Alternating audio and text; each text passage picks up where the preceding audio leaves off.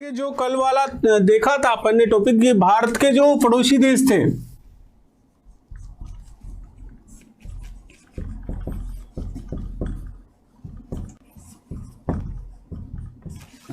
भारत के पड़ोसी देश वह उनकी जो सीमाएं थी उनके बारे में अपन ने क्या किया था, अध्ययन किया था।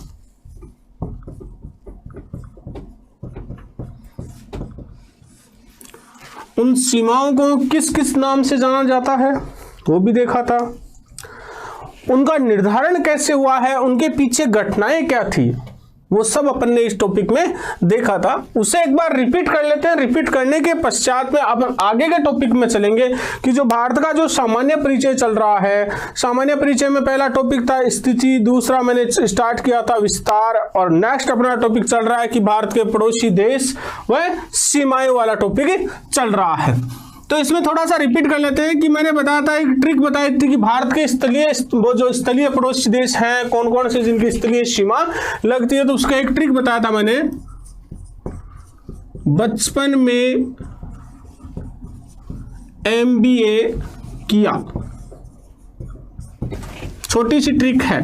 7 भारत के पड़ोसी देश हैं जिनकी क्या लगती है, स्थलीय सीमा लगती है।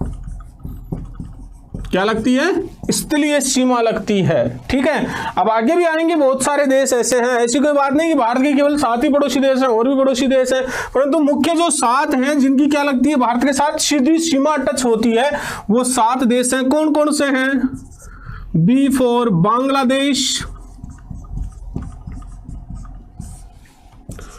C फॉर चीन, P for Pakistan, N for Nepal,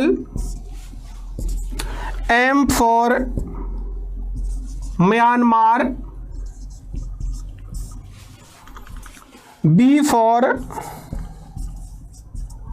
Bhutan, और A फॉर अफगानिस्तान। ये भारत की क्या है, स्थलीय सीमा वाले 7 पड़ोसी देश हैं जिनकी कुल टोटल सीमा की जो लंबाई है वो बढ़ती है। भारत की जैसे कई बार क्वेश्चन पूछते हैं कि स्थलीय सीमा की लंबाई है, तो सीधा क्वेश्चन आता है 15,200 किलोमीटर। परंतु रियलिटी में देखी जाए भाई, जो गवर्नमेंट ऑफ इंडिया की जो साइट है उसके अनुसार 15,200 किलोमीटर है। वहां पे सीधा सर्च करते हैं अपन गूगल पे तो वहां सीधा लिखा होता है स्थलीय सीमा की लंबाई है 15,200 किलोमीटर। परंतु आगे ही पड़ोसी देशों की अपन बात करते हैं तो वहां पे सीधा सा एक फॉर्मूला लिखा होता है कि भारत की कुल स्थलीय सीमा की लंबाई है 15,106.6 किलोमीटर का। क्योंकि इसमें कुछ हिस्सा है वो चाइना ने भी दबा रखा है भारत का, कुछ हिस्सा पाकिस्तान ने भी दबा रखा है, और कुछ हिस्सा बांग्लादेश ने भी ले रखा है। परंतु अंतरराष्ट्रीय न्यायालय में इन सब का क्या चल रहा है, विवाद चल रहा है। इसलिए भारत की जो स्थलीय सीमा की लंबाई है वो 15,106.6 किलोमीटर है। फिर देखो बांग्लादेश, चीन, पाकिस्तान, नेपाल, भूटान और अफगानिस्तान। देखो बांग्लादेश की कितनी थी, 4,096.6 किलोमीटर। चीन की थी 3,488 किलोमीटर। पाकिस्तान की थी 3,323 किलोमीटर। नेपाल की थी 1,751 किलोमीटर। म्यांमार की थी 1,643 किलोमीटर।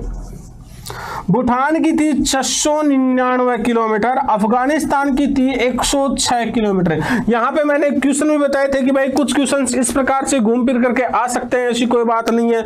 जैसे मैंने यहाँ पे एक बताया था कि जो अपना ये है अफगानिस्तान वाली सीमा है, इसमें 3-4 जो किताबें हैं उन किताबों के अनुसार यहाँ पे सीमा अलग बता रखी है। क्या बता रखी है, जैसे कुल जो सीमा बता रखी है वो बता रखी है 85 किलोमीटर बता रखी है, 86 किलोमीटर बता रखी है। अगर 85 किलोमीटर या 86 किलोमीटर यहाँ पे होती है सीमा, तो यहाँ पे 15,106.6 किलोमीटर का नहीं आएगा, यहाँ पे सीधा ही कम हो जाएगा, 15,086 किलोमीटर ही आएगी। फिर तो अपन ने मिलकर के क्या कर दिया, और कम कर दिया सीमा को। तो भाई बात एक मारवाड़ी में कहा होता है कि लाडू खाए तो मोटो खाए। बोला ना आपकी माने डाकण कौन बतावे, तो भाई चीज है कि अपन डाकण नहीं बताना, क्योंकि आपकी बात है तो गांव का की तो बात है नहीं, तो आपा तो आपने चीज ने बड़ा सिदार बताया, अति बड़ा सिदार भी कौन बतावा कि कोई दूसरा नहीं लगा कि नहीं भैया ये तो फेंक रहे हैं लंबी लंबी। ठीक है, तो 22 लागू हो रही है कि 15,106.6 किलोमीटर भारत की क्या स्थलीय सीमा है। ये तो हो गए भारत के जो पड़ोसी देश हैं उनकी बात होगी जिनकी क्या लगती है स्थलीय सीमा। अब देखो अपन आगे टॉपिक में चलते हैं, तो आगे टॉपिक में चलने से पहले अपन बात कर लेते हैं कि भारत के पड़ोसी देश यही थोड़ी है साथ ही। अब देखो कौन कौन से और देश हैं जिनकी भारत के साथ क्या लगती है सीमा लगती है।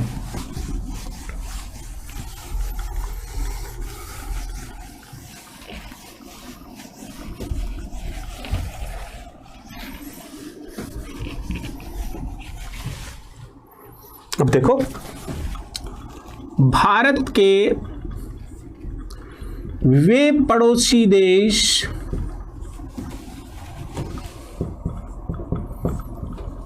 जिनकी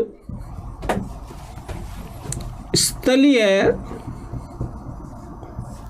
व जलीय दोनों सीमाएं लगती है।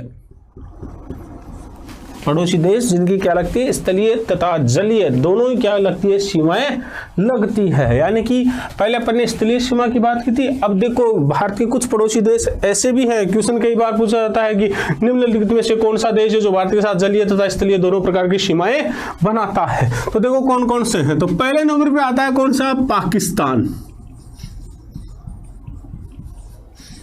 दूसरे नंबर पे आता है बांग्लादेश। कौन सा आ गया, बांग्लादेश।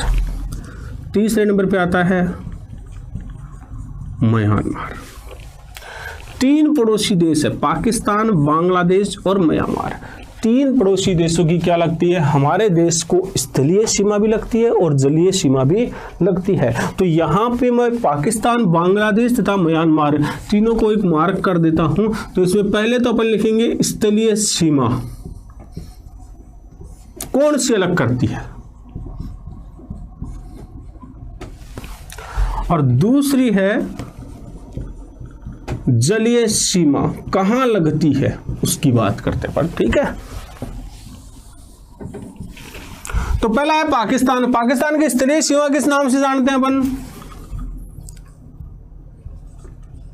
रेड क्लिफ के नाम से जानते हैं। ठीक है, ये तो हो गया क्लियर। यहाँ पे रेड क्लिफ बताई थी थोड़ी देर पहले कितने किलोमीटर की है रेड क्लिफ, 3323 किलोमीटर। अब यहाँ ध्यान रखना पाकिस्तान की 3310 किलोमीटर भी बता रखी है कई जगह पे, ध्यान रखना इस चीज का।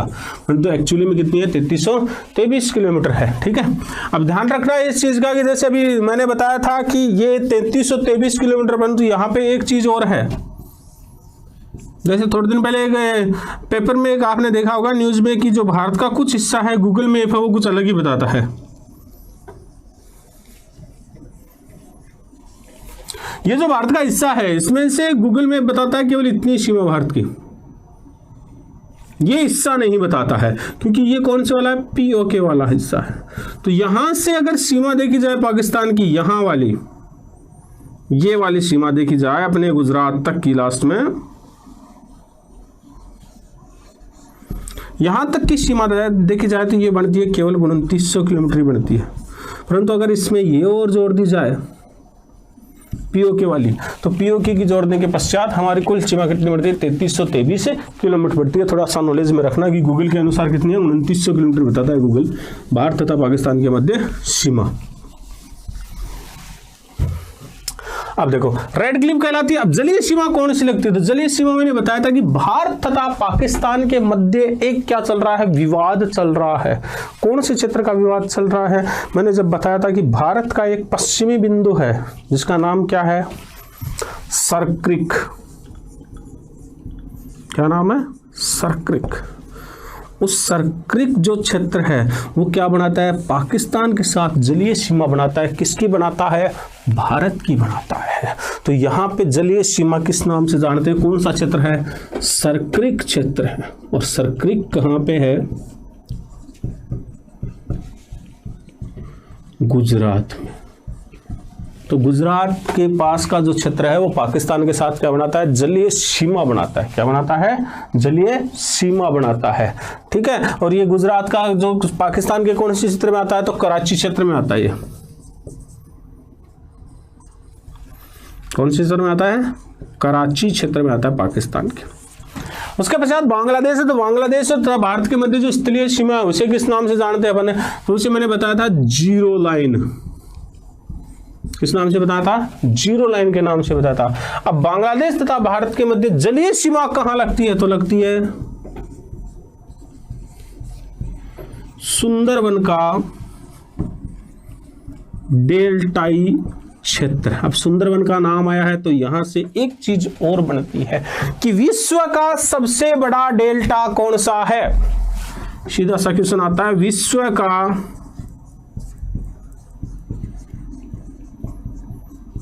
सबसे बड़ा डेल्टा कौन सा है? तो कौन सा है?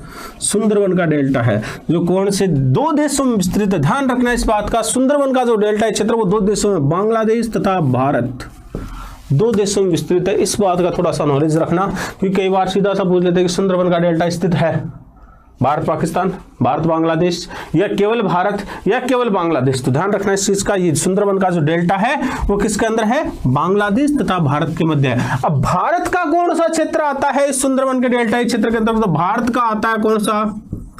पश्चिमी बंगाल। अब पश्चिमी बंगाल यहां पे आया है शब्द, तो यहां पे एक चीज और नॉलेज करने लायक है क्या, कि पिछले 2-3 दिन से क्या चल रहा है? एक क्वेश्चन चल रहा है, बड़ा खतरनाक पॉइंट चल रहा है कि अभी हाल ही में पश्चिम बंगाल में एक तूफान आया था जिसका नाम क्या था? अम्फान।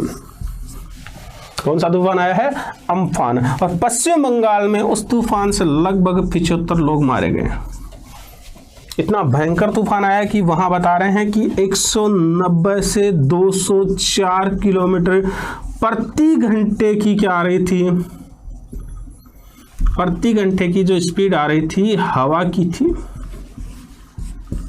इतना भयंकर तूफान आया है, लगभग 75 से 100 लोग मारे गए हैं और बड़ी खतरनाक तरीके से क्या हुई, यहाँ पे बर्बादी हुई है, जान माल का नुकसान हुआ है। तो ये पश्चिम बंगाल वाला इंपॉर्टेंट क्वेश्चन है कि हाल ही में भारत में कौन सा तूफान आया था? तो कौन सा आया था? अम्फान तूफान आया था। कौन सा आया था?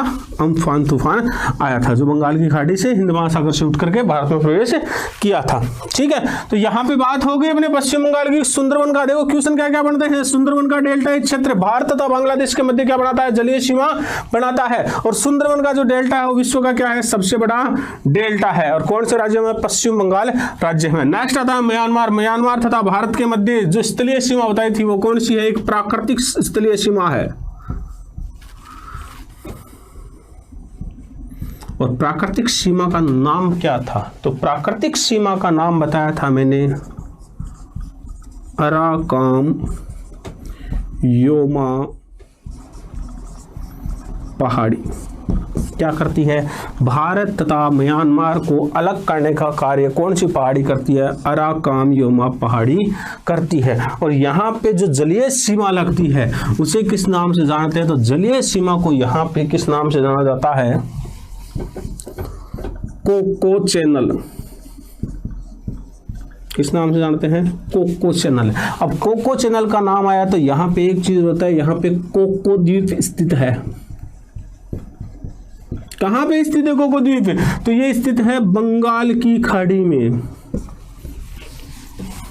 कहां पे है? बंगाल की खाड़ी में।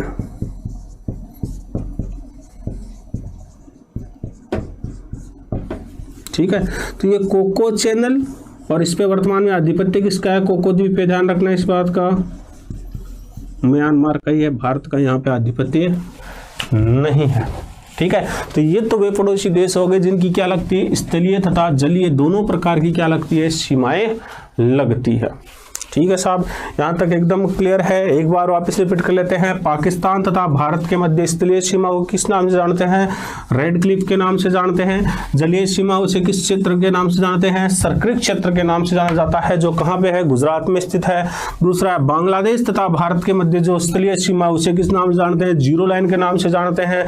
बांग्लादेश तथा भारत के मध्य जो जलीय सीमा है उसे क्या बोलते हैं? सुंदरबन का डेल्टा क्षेत्र कहलाता है। दूसरा है म्यांमार तथा भारत के मध्य स्थलीय सीमा कौन सी लगती है? अराकाम योमा पहाड़ी लगती है। कौन सी लगती है? अराकाम योमा पहाड़ी। और जलीय सीमा कौन सी लगती है? कोको चैनल या कोको द्वीप। कोको द्वीप पे किसका अधिपत्य है? म्यांमार का है, जो कहाँ पे स्थित है? बंगाल की खाड़ी में स्थित है। ठीक है, ये तो हो गए भारत के कौन से हो गए? स्थलीय तथा जलीय पड़ोसी देश। नेक्स्ट अपन बात करते हैं कौन से? भारत के वे पड़ोसी देश जिनकी क्या लगती है? जलीय सीमा लगती है, स्थलीय सीमा नहीं लगती है।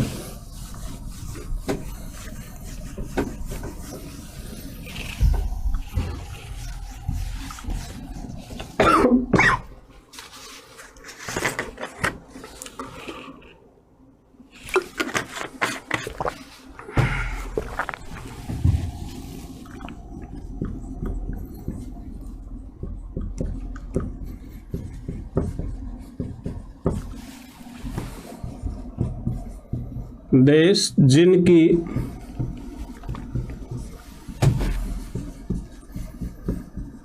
जलीय सीमा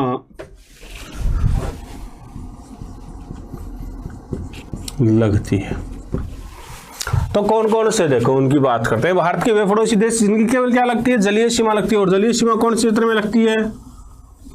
इस क्षेत्र में लगती है, यानी कि गुजरात से लेकर के पश्चिम बंगाल तक का जो जलीय भाग है भारत का टोटल, यहां पे तो कौन सा है? अरब सागर। और यहां पे कौन सी है? बंगाल की खाड़ी। और ये कौन सा क्षेत्र आ जाता है? हिंद महासागर का। इस जलीय जो क्षेत्र है, इस जलीय क्षेत्र में कौन कौन से भारत के क्या है? पड़ोसी देश है जिनकी क्या लगती है? केवल जलीय सीमा ही लगती है। तो उनकी बात करते हैं अपन। तो यहां पे देखो पहले नंबर पे आता है अपना एक पड़ोसी देश है जिसका नाम क्या है? श्रीलंका। कौन सा देश है? श्रीलंका, जो कहां पे स्थित है? भारत के इस हिस्से है, धनुषकोटी रामेश्वरम होते हुए जो आदम का पुल बना हुआ है, वहां पे कौन सा देश है? श्रीलंका स्थित है। और दूसरा देश कौन सा है? तो दूसरा देश है यहीं पे, कितने डिग्री पे? 8 डिग्री पे। 8 डिग्री से नीचे जो क्षेत्र आता है उसमें एक छोटा सा देश है, भारत का पड़ोसी देश है, जिसके बारे में यह कहा जाता है कि ये देश 2070 तक क्या हो जाएगा? जलमग्न हो जाएगा, क्योंकि इसकी समुद्र तल से जो औसत ऊंचाई है वो मात्र कितनी बची है? 5 मीटर बची है बेचारे से। जिस देश का नाम क्या है? मालदीव। कौन सा देश है? मालदीव। तीसरा जो देश है वो तीसरा देश पड़ता है अपने यहां पे इस क्षेत्र में पड़ता है, जिसे अपन किस नाम से जानते हैं? इंडोनेशिया के नाम से जानते हैं। किस नाम से जानते हैं? इंडोनेशिया के नाम से जानते हैं। विश्व में सर्वाधिक मुस्लिम जो लोग हैं वो यहीं पे निवास करते हैं। लगभग में 98.9% जनसंख्या है वो क्या है? यहाँ की मुस्लिम है, इंडोनेशिया में स्थित है। ठीक है, तो 3 भारत के क्या हो गए? जलीय पड़ोसी देश या द्वीपीय पड़ोसी देश के नाम से जानते हैं। जलीय सीमा या द्वीपीय पड़ोसी देश।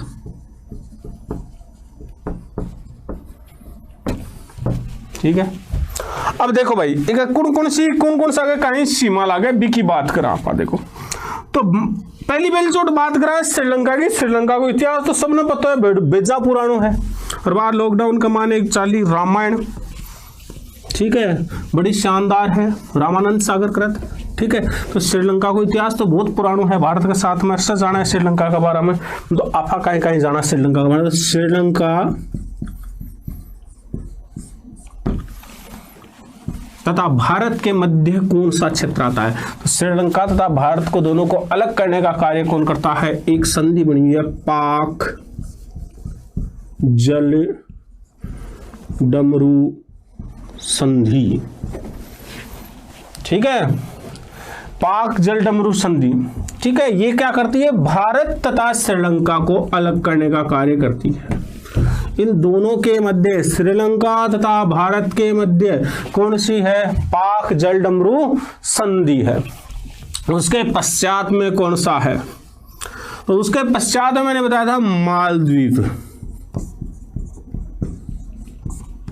मालदीव तथा भारत को कितनी डिग्री चैनल करता है? 8 डिग्री चैनल क्या करता है? अलग करने का कार्य करता है। ठीक है, नेक्स्ट आता है मालदीव के पश्चात में, नेक्स्ट बताया था मैंने कौन सा? इंडोनेशिया। ठीक है, इंडोनेशिया तथा भारत के मध्य कितनी डिग्री चैनल अलग करता है? तो यहां पे करता है ग्रेट चैनल, या उसे क्या बोलते हैं? महान चैनल के नाम से भी जानते हैं। और ये किसको अलग करता है? भारत को अलग करता है। अब देखो कई बार यहां से एक क्वेश्चन और बन जाता है। क्वेश्चन क्या बनता है? ये जो दोनों टॉपिक है ना, यहां से एक छोटे छोटे क्वेश्चन और बनते हैं। दो कौन से क्वेश्चन बनते हैं कि लक्षद्वीप तथा मालदीव के मध्य कितने डिग्री चैनल आता है, या लक्षद्वीप तथा मालदीव दोनों को अलग कितने डिग्री चैनल करता है? तो यहां पे 8 डिग्री चैनल करता है। अब देखो भारत का तो कौन सा केंद्र शासित प्रदेश आ गया? लक्षद्वीप। कौन सा आ गया? लक्षद्वीप आ गया। नेक्स्ट आता है इंडोनेशिया तथा भारत के मध्य। इंडोनेशिया को भारत का कौन सा हिस्सा अलग करता है, या कौन सा द्वीप है जो भारत से अलग करता है? तो यहां पे इंडोनेशिया तथा भारत के मध्य जो है वो भारत का एक केंद्र शासित प्रदेश है जिसका नाम क्या है? अंडमान निकोबार। तो अंडमान निकोबार, कई बार पूछा अंडमान तथा निकोबार के मध्य कितनी डिग्री कौन सा चैनल है, या भारत तथा इंडोनेशिया तथा अंडमान को अलग करने वाला चैनल किस नाम से जाना जाता है? तो महान चैनल या ग्रेट चैनल के नाम से जाना जाता है। अब अंडमान का कौन सा? तो निकोबार द्वीप। कौन सा आता है? निकोबार द्वीप। और इंडोनेशिया कौन सा आता है? तो जकार्ता आता है। कौन सा आता है? जकार्ता द्वीप आता है। कौन सा द्वीप आता है? जकार्ता द्वीप। और भारत का कौन सा द्वीप आता है? अंडमान निकोबार आता है। अब श्रीलंका से एक क्वेश्चन और आता है कि श्रीलंका की राजधानी, तो आधा का तो आज भी याद आएगा कोलंबो। कहीं है? कोलंबो। परंतु श्रीलंका की राजधानी कहीं है? जयवर्धनेपुरम। कौन सी है? जयवर्धनेपुरम क्या है? श्रीलंका की राजधानी। और जकार्ता की जो राजधानी है इसकी मालदीव की माले है। ठीक है, और इंडोनेशिया की जो राजधानी है जकार्ता राजधानी थी, परंतु वर्तमान में एक मंथन चल रहा है और इंडोनेशिया की राजधानी भी क्या की जा रही है? परिवर्तित की जा रही है। इस चीज का थोड़ा सा नॉलेज में रखना। चलो, ये तो हो गए भारत के वे पड़ोसी देश जिनकी क्या लगती है? जलीय सीमा, या भारत के वे द्वीपीय पड़ोसी देश। तो कौन कौन से? 3 द्वीपीय पड़ोसी देश हैं, श्रीलंका, मालदीव, इंडोनेशिया। श्रीलंका तथा भारत के मध्य पाक जलडमरू संधि है। मालदीव तथा भारत के मध्य 8 डिग्री चैनल है। इंडोनेशिया तथा भारत के मध्य कौन सा है? ग्रेट चैनल या महान चैनल के नाम से जाना जाता है। अब अपन नेक्स्ट अपने टॉपिक की ओर चलते हैं। ये तो भारत के क्या हो गए? पड़ोसी देश कंप्लीट हो गए। क्या हो गए? भारत के पड़ोसी देश। अब सामान्य परिचय चल रहा है, तो सामान्य परिचय में और चीजें भी आती हैं, तो मैं लाइन टू लाइन यहाँ पे लिख रहा हूँ। उनके आगे भी जो चीज भाई नॉर्मल बेसिक तैयारी कर रहे हैं, राजस्थान पुलिस की तैयारी कर रहे हैं, पटवार की तैयारी कर रहे हैं, उनके लिए थोड़ा सा नॉलेज बैंक बता देता हूँ। देखो, शुरुआत से करते हैं। भारत के वर्तमान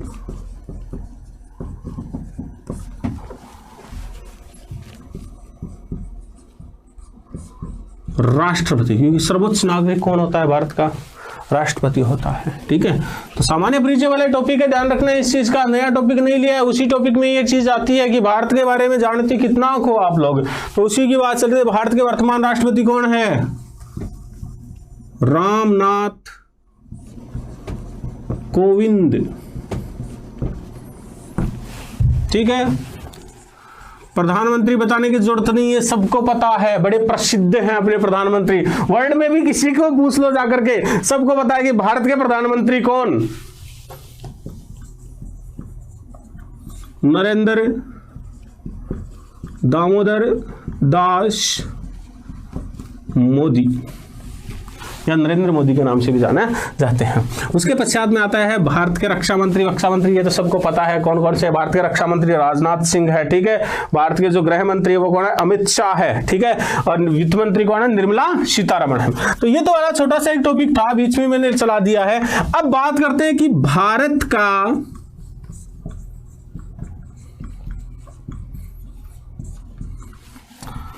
राष्ट्रीय खेल क्या है भाई, हॉकी। भारत के लगभग, यहां इंपॉर्टेंट ट्विस्ट ध्यान रखना इस बात का, भारत के लगभग 90% लोगों की या 100% लोगों की ये थिंक है कि भारत का राष्ट्रीय खेल क्या है, हॉकी है। और सब किताबों में ये लिखा हुआ है कि भारत का राष्ट्रीय खेल हॉकी है। परंतु 2020 में एक आरटीआई लगी थी, उस आरटीआई के तहत गवर्नमेंट ऑफ इंडिया ने ये दिया है कि भारत का कोई राष्ट्रीय खेल है ही नहीं। चेक कर लेना आप आराम से, गूगल सर्च कर लेना, इस चीज को आराम से चेक करना। मैंने भी इस चीज पे अफसोस किया था क्योंकि मैं भी बचपन से ये पढ़ता आ रहा हूं कि भारत का जो राष्ट्रीय खेल है वो क्या है, हॉकी है। सबने पढ़ा है, मैंने नहीं, सबने पढ़ा है, ऑल इंडिया में सबने पढ़ा है। परंतु एक आरटी लगी थी भारत में 2020 में, और इस 20 में जो आरटी लगी थी उसमें बताया गया था कि भारत का तो कोई राष्ट्रीय खेल है ही नहीं, ठीक है। तो इस चीज का थोड़ा सा नोटिस में रखना।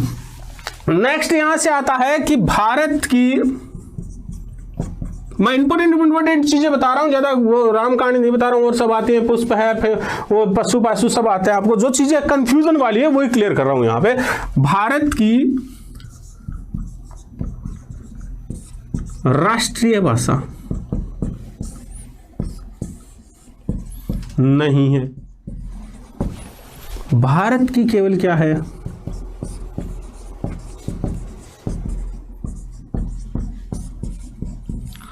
राजकीय भाषा है। और वो कौन सी है, हिंदी। भारत की कोई भी राष्ट्रीय भाषा नहीं है, क्योंकि भारत के संविधान के जो प्रस्तावना उसमें लिखा है कि भारत में न तो कोई धर्म होगा भारत का खुद का, न कोई जाति होगी, न कोई भाषा होगी, सबको क्या मिलेगा, समानता का अधिकार यहाँ पे मिलेगा। इसलिए भारत की कोई राष्ट्रीय भाषा नहीं है, केवल क्या है, राजकीय भाषा थी। ये तो थोड़ी सी नॉलेज की बात होगी। अब आगे अपन टॉपिक में चलते हैं, अपने नेक्स्ट टॉपिक अपन लेते हैं। सेकेंड टॉपिक बताया था मैंने, भारत का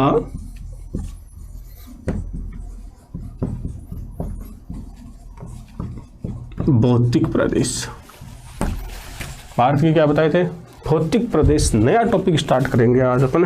तो नए टॉपिक में अपन क्या करते हैं, भारत के भौतिक प्रदेश। जैसे मनुष्य का क्या होता है, जैसे अपना शरीर होता है तो शरीर के भी क्या होता है, अलग अलग पार्ट होते हैं। हाथ हो गए, मोटे मोटे पार्टों की बात कर रहा हूँ क्या, जैसे तो बोलोगे सर अतड़िया भी होती है, फेफड़े भी होते हैं, आंतरिक भाग में हार्ट भी होता है, ठीक है, दांत भी होते हैं, हड्डियां भी होती है, ऐसे नहीं, मोटे मोटे की बात कर रहा हूँ। तो उसी प्रकार भारत को भी क्या बांटा गया है, भौतिक प्रदेश में बांटा गया है। तो भारत के जो भौतिक प्रदेश है उसको जो NCERT है, NCERT है, उस NCERT ने 5 भागों में बांटा है। कितने भागों में बांटा है, 5 भागों में बांटा है। परंतु इस बात का ध्यान रखना कि अपन अध्ययन की दृष्टि से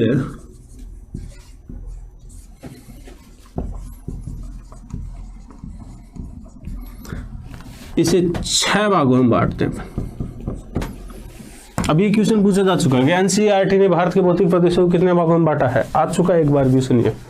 बेसिक क्वेश्चन था राजस्थान पुलिस में कि भारत के एनसीईआरटी के अनुसार भारत के भौतिक प्रदेशों को कितने भागों में बांटा गया। अब ये शब्द आ जाता है ना कि आपने तो अंग्रेजी तो भी देखो थोड़ी सी कमजोर रह सकी, भारत का यहाँ राजस्थान का हाँ, तो अंग्रेजी में तो हाथ तंग भी ही रहे। और रही बात थारा मारा सब मेरे जान का साथ है कि भाई थान तो मेरे को नहीं आती हुई पर मन तो को नहीं आओ। देखो अब सीधो से बात है, अंग्रेजी को जटे शब्द आ जाए ना अपन आता फका गलत करियावा तो भाई चीज एठे लागू हुई।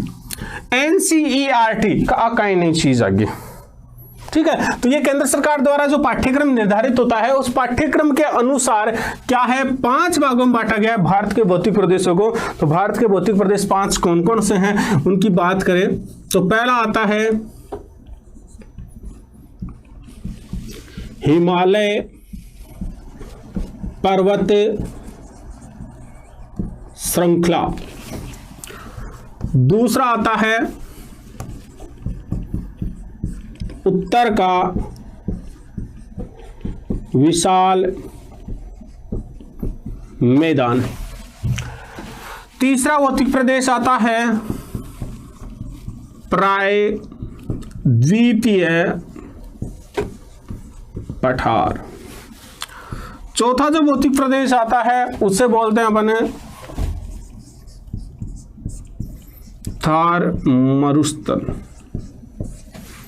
पांचवा भौतिक प्रदेश आता है उसे बोलते हैं तटीय प्रदेश। ठीक है।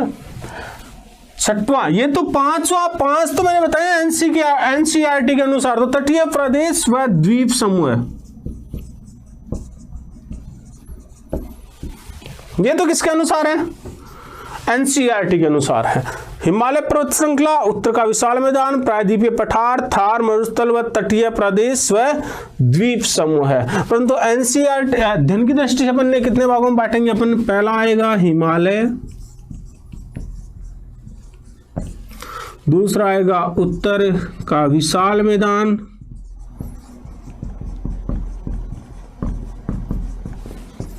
तीसरा है प्रायद्वीपीय पठार, चौथा है थार मरुस्थल, पांचवा है तटीय प्रदेश, नोट कर लेना भाई इसे, और छठवां है द्वीप समूह।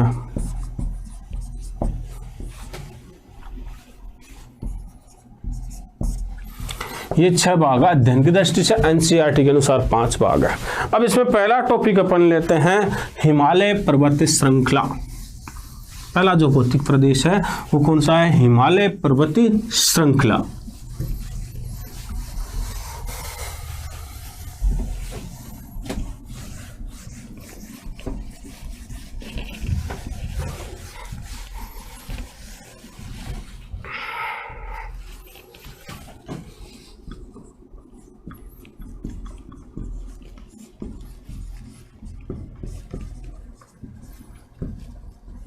देखो, हिमालय पर्वत श्रृंखला पढ़ने से पहले अपन क्या करते हैं, एक छोटा सा अध्ययन कर लेते हैं कि हिमालय की उत्पत्ति कैसे हुई है। क्योंकि जितने भी मैं टॉपिक पढ़ाऊंगा यहाँ पे भौतिक प्रदेश वाले, उन सब के बारे में आपको डिटेल से बताया जाएगा। यानी कि 0 से लेकर के 100 की ओर मैंने बताया था, शुरुआत की जो क्लास हुई थी उसमें मैंने बताया था कि 0 से लेकर के 100 की ओर अपन क्या करेंगे, चलेंगे।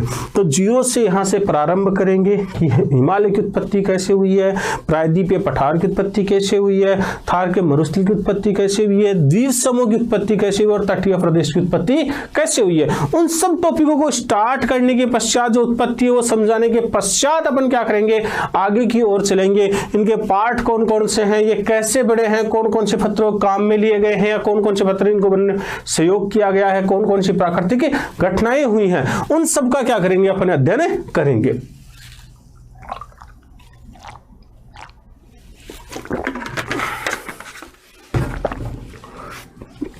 तो इसमें पहला टॉपिक अपन लेते हैं हिमालय पर्वत श्रृंखला। अब देखो, हिमालय पर्वत श्रृंखला को पढ़ने से पहले अपन इसमें पढ़ेंगे हिमालय की उत्पत्ति कैसे होती।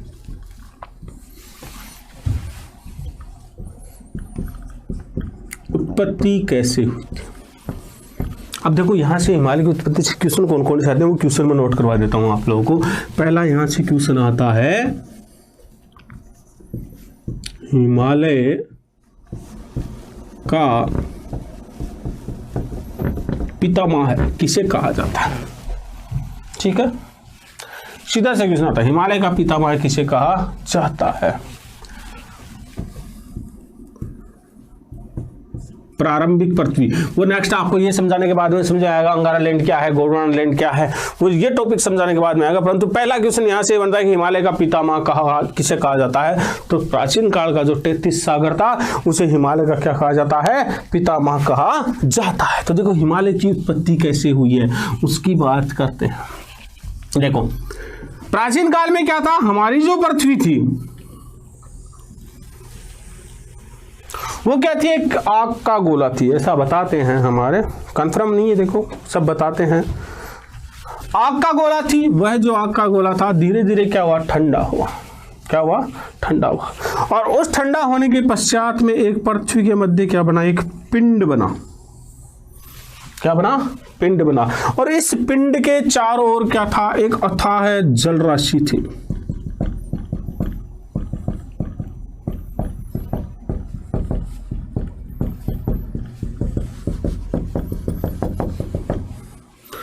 अथाह जल राशि थी। इस पिंड को नाम दिया गया पेंजिया। और इस चारों ओर जो जल था इसे नाम दिया गया पेंथालाशा। क्या नाम दिया गया? पेंथालाशा। मध्य में जो जमीन थी, धरती थी, भूमि थी, ठीक है, उसे तो क्या नाम दिया गया? पेंजिया नाम दिया गया। और जो बाहर अथाह जल राशि थी उसे क्या नाम दिया गया? पेंथालाशा नाम दिया गया। कालांतर में जब ये जो पेंजिया है, इस पेंजिया की क्या हुए थे? जो पृथ्वी की गुरुत्वाकर्षण बल शक्ति है, ठीक है, पृथ्वी की जो घूर्णन गति है, ठीक है, उसके अनुसार ये जो पेंजिया था, इस पेंजिया के क्या हो गए? दो भाग हो गए। पेंजिया क्या हो गए? दो भाग हो गए। तो एक भाग तो बन गया ये, दूसरा भाग बन गया ये, ठीक है। जो उत्तर की ओर जो भाग था उसे तो बोला गया अंगारा लैंड। क्या नाम दिया गया? अंगारा लैंड। जल था ही, पेंथालाशा था इसके चारों। और जो दक्षिण की भाग था उसे क्या नाम दिया गया था? उसे नाम दिया गया गोंडवाना लैंड। क्या नाम दिया गया? गोंडवाना। पहले एक पार्ट था जिसका नाम क्या था? पेंजिया। और इस पेंजिया के चारों ओर क्या थी? एक अथाह जल राशि थी जिसे किस नाम से जाना गया? पेंथालाशा। कालांतर में जब पेंजिया के कितने टुकड़े हुए? दो भाग हुए। दो भाग हुए तो उसका जो उत्तरी भाग था वो तो क्या कहलाया? अंगारा लैंड। और जो दक्षिणी भाग था वो क्या कहलाया? गोंडवाना लैंड। अभी इस अंगारा लैंड तथा गोंडवाना लैंड के मध्य जो जल राशि थी, उस जल राशि को किस नाम से जाना जाता था? तो उसे बोलते थे टेथिस सागर। किस नाम से जानते थे? टेथिस सागर के नाम से इस अथाह जल राशि को जाना जाता था। अब देखो क्या हुआ, इसकी उत्तरी हिमालय की उत्पत्ति कहां से हुई? देखो तो अंगारा लैंड तथा गोंडवाना लैंड में जब वर्षा काल में जब वर्षा होती थी तो वर्षा होने के साथ में वो जल गिरता था अंगारा लैंड व गोंडवाना लैंड पे। और अंगारा लैंड तथा गोंडवाना लैंड पे जो जल गिरता था वो जल सीधा नदियों के द्वारा कहां पहुंचता था? तो सीधा पहुंचता था वो टेथिस सागर में। सीधा कहां पहुंचता था? टेथिस सागर में ये जल आकर के गिरता था, ठीक है। टेथिस सागर में जब ये जल गिरता था तो यहां पे जो टेथिस सागर में क्या जमा हो गया? जल चलता है नदी के साथ में। जब जल चलता है नदी के साथ में, जो जल है वो चलता रहता है तो अपने साथ में क्या लेता है? अवसाद भी लेता है। अवसाद का मतलब समझते हो? कंकड़ है, पत्थर है, मिट्टी है, जीवाश्म है, ये सब भी क्या करता है? पानी अपने साथ में लेकर के चलता है। और चलने के पश्चात में जब अंगारा लैंड तथा गोंडवाना लैंड से जो नदियां गिरती थी, आकर के जो अंगारा लैंड तथा गोंडवाना लैंड से आकर के जो नदियां टेथिस सागर में गिरती थी तो वो अपने साथ क्या लाती थी? अवसाद। और अवसाद को धीरे धीरे धीरे कई करोड़ों वर्ष तक टेथिस सागर में वो क्या करती रही? जमा करती रही। और जब महाद्वीपीय विस्थापन सिद्धांत के अनुसार, हैरी हेस का जो महाद्वीपीय विस्थापन सिद्धांत है, उस महाद्वीपीय विस्थापन सिद्धांत के अनुसार जब गोंडवाना लैंड किससे टकराया? अंगारा लैंड से टकराया। इस बात को थोड़ा सा नोटिस में रखना कि कौन सा क्षेत्र किससे टकराया था। तो ध्यान रखना कौन सा क्षेत्र टकराया था? गोंडवाना लैंड किससे जाकर के टकराया था? अंगारा लैंड से टकराया था। किससे टकराया था? अंगारा लैंड से टकराया था। और जब टेथिस सागर की ओर जा रहा था गोंडवाना लैंड, तो टेथिस सागर में स्थित जो अवसाद था वो अवसाद दबाव की वजह से, जैसे दो चीजें होती हैं, ये उदाहरण के लिए मैं ले लेता हूं कि इन दोनों के मध्य, जैसे आपने देखा होगा जो गाड़ियों का एक्सीडेंट होता है तो हमेशा ऐसे होता है। रोहित शेट्टी की मूवी देखी होगी आप लोगों ने, ठीक है, रोहित शेट्टी की मूवी में हमेशा गाड़ियां उड़ती रहती है, तो गाड़ी का आपने देखा होगा दबाव दोनों में अगर टक्कर तो कभी ऐसे नहीं जाती, वो कभी कैसे जाती है, ऐसे जाती है। तो जैसे यहां पे दो चीजें आपस में टकरा रही है तो वो ऐसे थोड़ी जाएंगी, दोनों आपस में टकरा करके ऐसे कभी नहीं जाएंगी, वो कहां से जाएंगी, ऊपर जाएंगी। तो यहां पे भी यही कंडीशन लागू है। 33 सागर में स्थित जो अवसाद था वो गोंडवाना लैंड और अंगारा लैंड के दबाव की वजह से, गोंडवाना लैंड जो अंगारा लैंड के ऊपर दबाव बनाया तो मध्य में जो अवसाद था वो अवसाद किस रूप में बाहर आया, तो वो अवसाद हमारे सामने किस रूप में आया, हिमालय के रूप में। किस रूप में आया, हिमालय के रूप में हमारे विश्व के सामने आया। अब यहां से आता है कि कौन कौन से सिद्धांत लागू हुए, तो यहां पे अवसाद जमा होना, तो यहां पे लागू होता है कोबर का भूसन्नति सिद्धांत।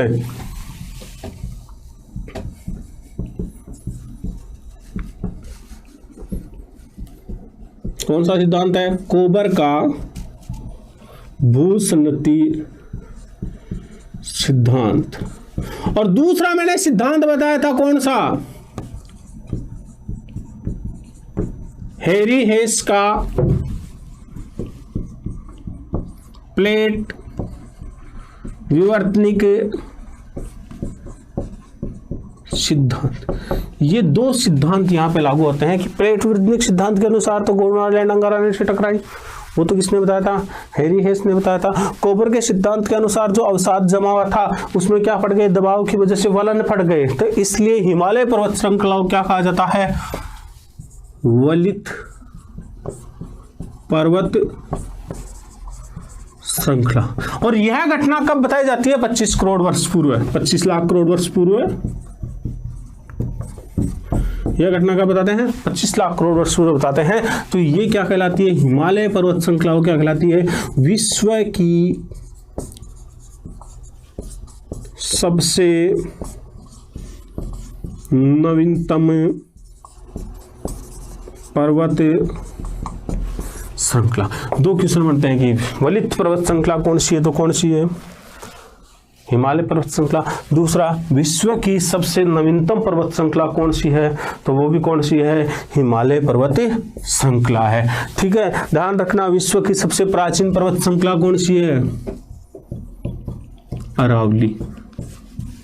और विश्व की सबसे नवीनतम पर्वत श्रृंखला कौन सी है, हिमालय। कौन सी है, हिमालय। ये तो बात हो गई किसकी, हिमालय की उत्पत्ति संबंधित की। मैंने बताया था कि प्राचीन काल में विश्व में क्या था, एक ही स्थलीय भाग था जिसका नाम क्या था, पेंजिया नाम था। उस पेंजिया के चारों ओर क्या था, एक पेंथालाशा था। कालांतर में जब अंगारा, पेंजिया के दो टुकड़े हुए, उसका उत्तरी भाग क्या कहलाया, अंगारा लैंड, दक्षिणी भाग क्या कहलाया, गोंडवाना लैंड। उन दोनों के मध्य क्या था, 33 सागर नामक एक अथाह जलराशि थी।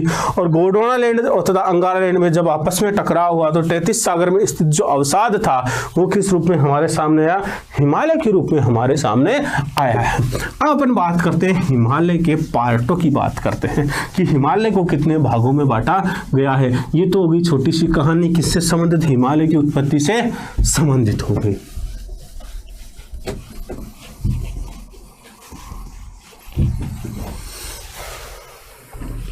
देखो, हिमालय पर्वत श्रृंखला के भाग कौन कौन से हैं, तो पहला भाग है हिमालय पर्वत श्रृंखला का, उसको बोलते हैं अपन ट्रांस हिमालय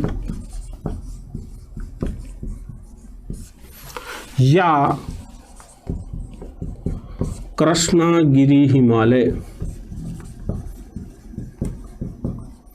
हिमालय में सबसे प्राचीन हिमालय यही है, कौन सा है, ट्रांस हिमालय या कृष्णागिरी हिमालय। हिमालय का पार्ट है, उसमें सबसे प्राचीन पार्ट कौन सा है, ट्रांस हिमालय या कृष्णागिरी हिमालय है। दूसरा है महान हिमालय, जिसे किस नाम से जानते हैं, ग्रेट हिमालय। किस नाम से जानते हैं, ग्रेट हिमालय। तीसरा है, उसे बोलते हैं लघु हिमालय या मध्य हिमालय। चौथा है, उसे बोलते हैं अपन क्या, मैंने पीछे उसका जिक्र भी किया था, शिवालिक हिमालय या बाह्य हिमालय। तो दोस्तों कल अपन बात करते हैं ट्रांस हिमालय या कृष्णागिरी हिमालय, महान हिमालय, ग्रेट हिमालय और लघु हिमालय तथा शिवालिक हिमालय। ये 4 टॉपिक अपन कल क्लियर करेंगे A to Z की, इनको किस किस प्रकार से कितने कितने किलोमीटर की लंबाई है, कैसे इनकी बनावट है, क्या क्या यहाँ पे पाए जाते हैं, इंपॉर्टेंट क्वेश्चन यहाँ से क्या बनते हैं। नमस्कार, धन्यवाद आज के लिए।